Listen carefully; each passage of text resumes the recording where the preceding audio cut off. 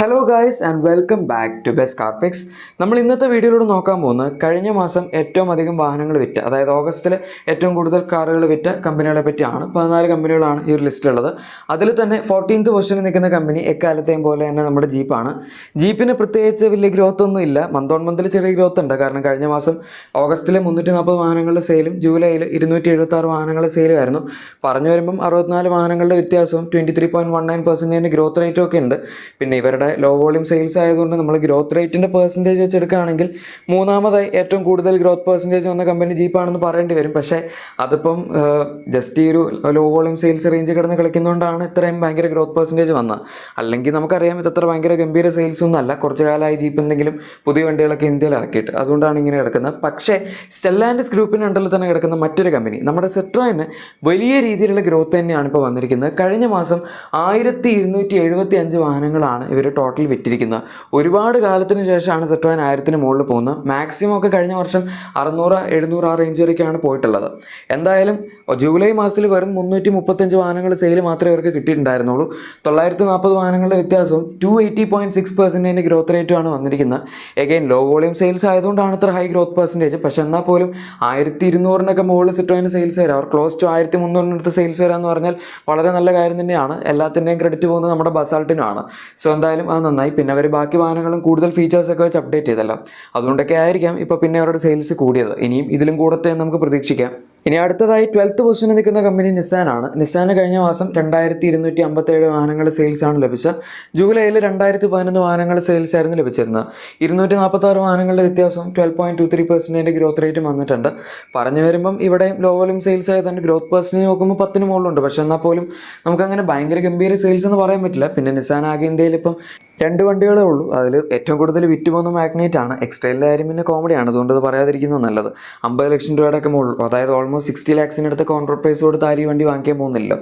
അതുകൊണ്ട് തന്നെ ഇവരെന്തെങ്കിലുമൊക്കെ ഇനിയിപ്പോൾ 2025 പുതിയ ഡസ്റ്റർ ബേസ്ഡ് ആയിട്ടുള്ള SUV ഒക്കെ വന്നാൽ നിസാനും എന്തെങ്കിലും ചെയ്യാൻ പറ്റുള്ളൂ.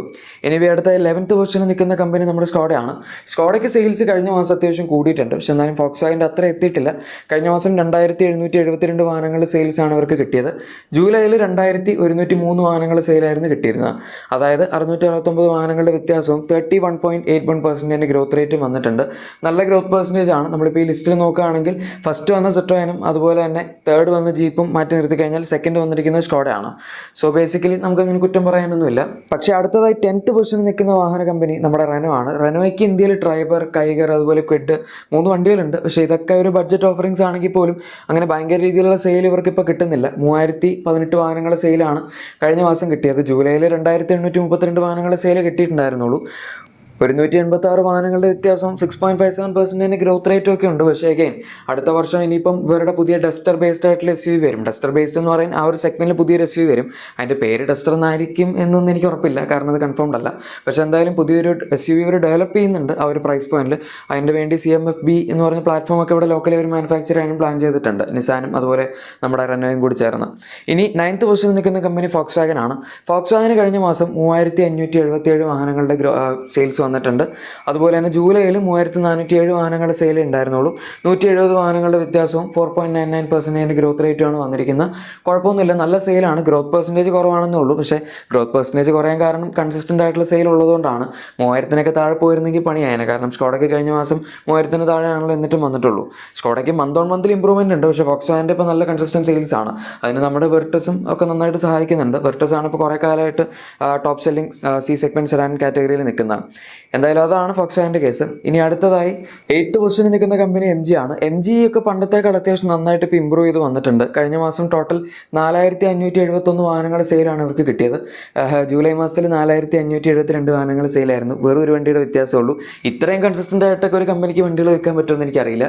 എന്തായാലും ഒരു വണ്ടിയുടെ ഡിഫറൻസ് എന്ന് പറയുമ്പോൾ 0.02% ഡീ ഗ്രോത്ത് റേറ്റ് ആണ് വന്നിരിക്കുന്നത്. പക്ഷേ അതിപ്പോൾ നമ്മൾ ഡീ ഗ്രോത്ത് ആയിട്ട് കൂട്ടിയാലില്ലെങ്കിലും ഒക്കെ കണക്കാണ്. കാരണം അത്രയും കൺസിസ്റ്റൻസിയാണ് ഇവരുടെ സെയിൽസിൻ്റെ കാര്യത്തിൽ മന്ത് ഓൺ മന്ത് ബേസിൽ ഇവർ പുലർത്തിയിരിക്കുന്നത്. പിന്നെ ഇപ്പോൾ കുറേ വണ്ടികളുണ്ട്, അവർക്ക് കൊമറ്റ് ഉണ്ട്, ZS ഉണ്ട്, ആസ്റ്റർ ഉണ്ട്, അങ്ങനെ പറയേണ്ട അത്യാവശ്യം ഓഫറിങ്സ് ഉള്ളതുകൊണ്ട് നന്നായിട്ട് അവർക്ക് പിടിച്ചു നിൽക്കാനും പറ്റുന്നുണ്ട്. സോ നല്ല കാര്യമാണ് MGPയോട് ചെയ്തുകൊണ്ടിരിക്കുന്നത്. പക്ഷേ അത്ര നല്ല കാര്യം ചെയ്തുകൊണ്ടിരിക്കാത്തൊരു കമ്പനിയാണ് നമ്മുടെ ഹോണ്ടയ്ക്ക് കഴിഞ്ഞ മാസം 5326 വാഹനങ്ങളുടെ സെയിൽസേ കിട്ടിയിട്ടുള്ളൂ. ജൂലൈയിൽ 4624 വാഹനങ്ങളുടെ സെയിൽ വന്നിട്ടുണ്ടായിരുന്നുള്ളൂ. 702 വാഹനങ്ങളുടെ ഡിഫറൻസും 15.18% ഗ്രോത്ത് റേറ്റും ഒക്കെ ഉണ്ട്. പക്ഷെ എന്നാലും ഈ എലവേറ്റൊക്കെ വരുന്നതിന് മുന്നേ 2022 8,000-10,000 റേഞ്ചിലൊക്കെ ഈസി ആയിട്ട് വണ്ടികൾ വിറ്റുകൊണ്ടിരുന്നൊരു കമ്പനിയാണ് ഹോണ്ട. അതും സിറ്റിയും അമേസും ഒക്കെ വെച്ച്. പക്ഷേ ഇപ്പം എന്തായാലും അതിൽ നിന്നൊക്കെ വലിയൊരു വ്യത്യാസം വന്നിട്ടുണ്ട്. എലവേറ്റ് പോലെ അത്യാവശ്യം കോമ്പറ്റീറ്റീവ് ആയിട്ടുള്ളൊരു വണ്ടി അവർ ഇറക്കിയിട്ട് പോലും വലിയ രീതിയിൽ സെയിൽസ് ഒന്നും അവർക്ക് ബൂസ്റ്റ് ചെയ്തെടുക്കാൻ പറ്റുന്നില്ല. സിറ്റിയുടെ ഒക്കെ സെയിൽ വല്ലാതെ താഴെ പോയി. അമേസിൻ്റെ സെയിലും ഇനിയിപ്പോൾ ഒരു പുതിയ ജനറേഷൻ മോഡൽ വരുന്നുണ്ട്, താഴെ പോയിട്ടുണ്ട്. സോ ഹോണ്ട എന്തെങ്കിലും പ്രത്യേകിച്ച് ചെയ്തേ പറ്റുള്ളൂ. പക്ഷെ അവരിനി എന്ത് ചെയ്യുന്നുള്ളതാണ് ചോദ്യം. കാരണം ഓൾറെഡി എലവേറ്റ് ഇറക്കി, ഇനിയിപ്പോൾ പുതിയ ജനറേഷൻ അമേസ് ഇറക്കുന്നുണ്ട്. അത്രയൊക്കെ അവർക്ക് ചെയ്യാനുള്ളൂ.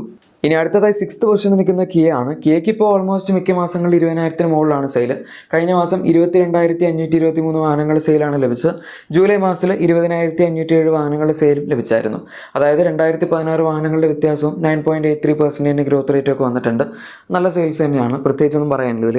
പിന്നെ അടുത്തതായി 5th പൊസിഷനിൽ നിൽക്കുന്ന കമ്പനി നമ്മുടെ ടൊയോട്ടയാണ്. ടൊയോട്ടയ്ക്കും കഴിഞ്ഞ മാസം 28,589 വാഹനങ്ങളുടെ സെയിലാണ് കിട്ടിയിരിക്കുന്നത്. ജൂലൈയിൽ 29,533 വാഹനങ്ങളുടെ സെയിൽ കിട്ടിയായിരുന്നു. അതായത് 944 വാഹനങ്ങളുടെ വ്യത്യാസവും 3.2% ഡീഗ്രോത്ത് റേറ്റ് ഒക്കെ വന്നിട്ടുണ്ട്. ബട്ട് എന്നാലും കുഴപ്പമില്ല, നമുക്കിപ്പോൾ ഓൾമോസ്റ്റ് കൺസിസ്റ്റൻറ്റ് സെയിൽസ് എന്ന് പറയാം.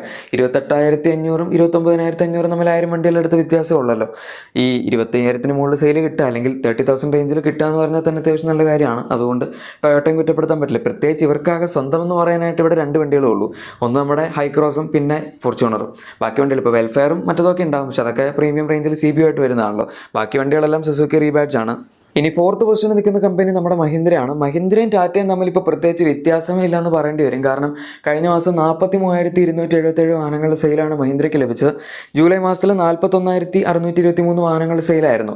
അപ്പോൾ ടാറ്റയായിട്ട് ഏകദേശം 2,000-3,000 വണ്ടികളുടെ ഡിഫറൻസ് ഉണ്ടായിരുന്നു. പക്ഷേ ഇപ്പോൾ നിങ്ങൾ കണ്ടോ, അടുത്ത ടാറ്റയാണ് വരുന്നത്, നമുക്കവിടെ അറിയാം. എന്തായാലും മഹീന്ദ്രയുടെ കേസിൽ 1,654 വാഹനങ്ങളുടെ വ്യത്യാസവും 3.97% ഗ്രോത്ത് റേറ്റുമാണ് ഇവർക്ക് മന്ത് ഓൺ മന്ത് ബേസിൽ കിട്ടിയിരിക്കുന്നത്. ഓക്കെ, മഹീന്ദ്രയുടെ കാര്യം സെറ്റാണല്ലോ. സെയിൽസ് വളരെ നന്നായിട്ട് തന്നെ കൂടിയിട്ടുണ്ട്. പണ്ടൊക്കെ 30,000-35,000 റേഞ്ചിൽ കിടന്നതാണ്. ഇപ്പോൾ 40,000-ന് മുകളിലേക്ക് ഒന്ന് 43,000 റേഞ്ചിലാണ് മഹീന്ദ്ര നിൽക്കുന്നത്. ഇനി തേർഡ് നിൽക്കുന്ന ടാറ്റ നോക്കുകയാണെങ്കിൽ 44,142 വാഹനങ്ങളുടെ സെയിൽസാണ് ടാറ്റയ്ക്ക് ലഭിച്ചത്. മഹീന്ദ്രയ്ക്ക് 43,277 ആയിരുന്നു. അതായത് 1000 വണ്ടികളേക്കാൾ താഴെയാണ് ഡിഫറൻസ് നിൽക്കുന്നത്. എനിവേ ജൂലൈ മാസത്തിൽ ടാറ്റയ്ക്ക് 44,727 വാഹനങ്ങളുടെ സെയിൽ കിട്ടിയതാണ്. 585 വാഹനങ്ങളുടെ നഷ്ടവും 1.31% ഡീഗ്രോത്ത് റേറ്റുമാണ് വന്നിരിക്കുന്നത്. ഗ്രോത്തും നോക്കണ്ട, അതൊക്കെ വലിയ വ്യത്യാസമൊന്നുമില്ല. പക്ഷെ എന്നാൽ പോലും നിങ്ങൾ മനസ്സിലാക്കേണ്ടത് മഹീന്ദ്രയുടെയും ടാറ്റയുടെ ഒരു ഡിഫറൻസ് ആണ്. ഇങ്ങനെ പോയി കഴിഞ്ഞാൽ അധികം വൈകാതെ തന്നെ ടാറ്റ ഓവർടേക്ക് ചെയ്ത് മഹീന്ദ്ര 3rd പൊസിഷൻ കരസ്ഥമാക്കാനുള്ളൊരു ചാൻസ് ഉണ്ട്. എനിവേ ഇനി അടുത്തായി 2nd പൊസിഷനിൽ നിൽക്കുന്ന ഹ്യുണ്ടായാണ്. ഹ്യുണ്ടായി ഇപ്പോൾ കഴിഞ്ഞ 2 മാസമായിട്ട് 50,000 റേഞ്ച് ഉണ്ട്. 49,525 വാഹനങ്ങളായിരുന്നു ഓഗസ്റ്റിൽ, 49,013 വാഹനങ്ങളായിരുന്നു ജൂലൈയിൽ. അതായത് 512 വാഹനങ്ങളുടെ വ്യത്യാസവും 1.04% ഗ്രോത്ത് റേറ്റുമാണ് വന്നിരിക്കുന്നത്.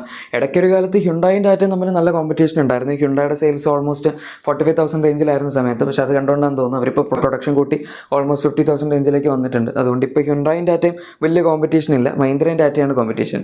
ഇനിയിപ്പോൾ നമ്പർ 1 പൊസിഷനിൽ നിൽക്കുന്ന കമ്പനി ഞാൻ പറയാതെ തന്നെ നിങ്ങൾക്കറിയാം, നമ്മുടെ മാരുതി സുസുക്കിയാണ്.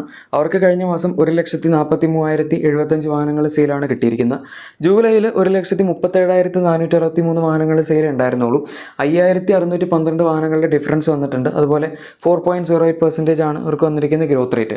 ഇത് പിന്നെ മൊണോപ്പൊളിയാണ്, നമുക്ക് പ്രത്യേകിച്ച് ചെയ്യാൻ പറ്റില്ല. മിക്ക മാസങ്ങളിൽ എല്ലാ മാസങ്ങളിലും 1,00,000-ന് മുകളിൽ എന്തായാലും സെയിൽസ് ഉണ്ടാവും. ഗൈസ്, അപ്പോൾ ഇതാണ് കഴിഞ്ഞ മാസം ഏറ്റവും കൂടുതൽ വാഹനങ്ങൾ വിറ്റ വാഹന നിർമ്മാണ കമ്പനികളുടെ വീഡിയോ. ഇഷ്ടപ്പെട്ടെങ്കിൽ ഉറപ്പായിട്ടും ലൈക്കും സബ്സ്ക്രൈബും ഷെയറൊക്കെ ചെയ്തേക്കാം. നമുക്ക് മറ്റൊരു വീഡിയോയിൽ കാണാം. Thank you for watching my video and good bye.